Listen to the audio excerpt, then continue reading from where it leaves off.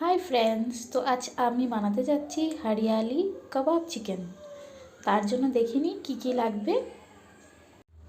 তো এখানে আছে 300 গ্রাম চিকেন, লঙ্কা, রসুন, আদা, পুদিনা পাতা, ধনিয়া পাতা, একটা লোকাল ডিম আর দই।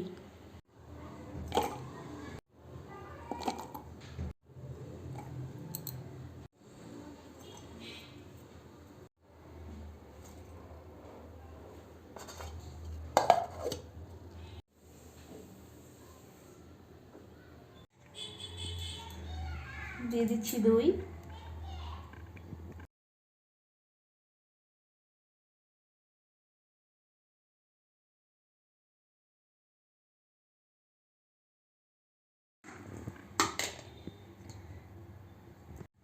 দিয়ে দিচ্ছি পেস্ট করা ইনগ্রেডিয়েন্টসগুলো,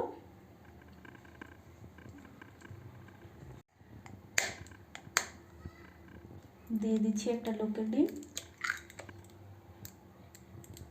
ম্যারিনেট করে নেব।